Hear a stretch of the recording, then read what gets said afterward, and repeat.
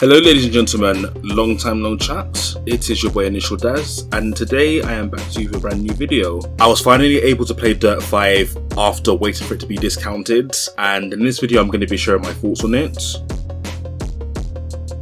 So the first good point I'm going to make about Dirt 5 is that there is a story mode in the game that has a unique concept that I haven't seen in a racing game before. There are aspects of it which I don't like, and I'm going to be explaining why later on in the video. When it comes to the modes of the game, the best mode that they've introduced into the game is Playground mode. The main reason why I love this mode is that there are so many user created tracks that I can go out and try. This kept me entertained for hours whenever I got bored with the story mode. I love the soundtrack in this game. It really reminds me of playing Forza Horizon 1 and it suits the game very well. A lot of AAA races since Forza Horizon 3 has music that doesn't suit the style and the tone of the game very well. I feel that this game is one of the few to get this right.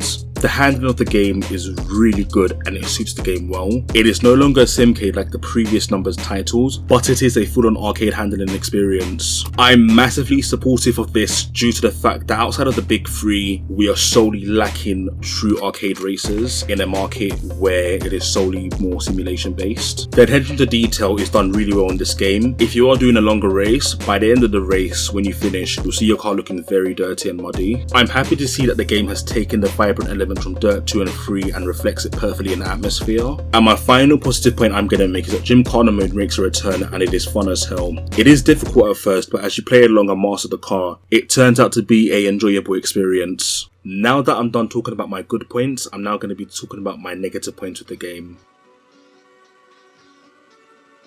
Remember when I said that I liked the music in this game? A negative point of the music that I don't like is that the music is randomly generated. Let us listen and view the music in the music options menu like EA tracks that were in Need for Speed games. Remember that story mode point that I made in the previous section? Well, I feel that the story mode feels lazy and boring. There are no cutscenes outside of race type tutorial videos. If you guys have played Dirt 2, the AI used to actually react to stuff happening around you during the race. So for example, if a race had crashed, they would actually comment on it, or the race would be like, sorry guys, I'm out of the race. In this game, there is none of that, and it sucks to see that there is a lack of it. This is a big major gripe to me when it comes to this game, and it is every race having objectives. I just want to race and not see these objectives. Why are they even in the race to begin with? If these objectives were relating to unlocking stuff like in Burnout 3 and Burnout Revenge, and it was hidden, I wouldn't have a problem with it. But the fact that you have to see this during every race, it's just annoying. Like, let me drive for God's sake. There is a massive lack of polish in the game, and you can see this being reflected in the game. The main reason for this is due to the fact that the PS5 and Xbox Series X were coming out. I was reading player complaints regarding this game, and players were reporting that they lost their save files when the game came out. It is really annoying to see that the game doesn't run in full screen mode, and sometimes it doesn't. Like, it takes me up to 3 times to load it up properly on PC to get it running in full screen mode. I am hoping that they do sort this out and that they do add in a benchmark mode in the future. The livery editor is really weird. You can only choose from a set of 3 livery designs and you cannot make your own from scratch. You cannot choose where you can put your designs freely, as this game gives you options to where they can be put. And my final negative point I'm going to make regarding this game is that the multiplayer mode is officially dead. Not in the sense that it is crap, but in the sense that nobody is playing it. I waited for a while to try a game out and I gave up trying. I am hoping to see in the future that crossplay is added into this game, because on the PC side of things the game is dead, and crossplay would help to keep this game's multiplayer alive.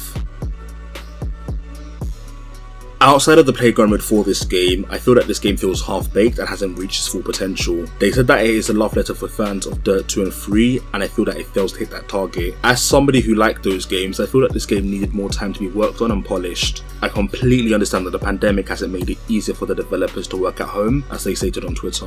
Codemasters has said that they are listening to feedback, but we will see what happens in the upcoming months. So that is it for this video, guys. Let me know what your thoughts are on Dirt 5. What would you like to see improved? Thank you guys very much for watching. Remember to like, share and subscribe, and share the video as well if you can. This has been your boy Initial Daz signing out of here. Take care.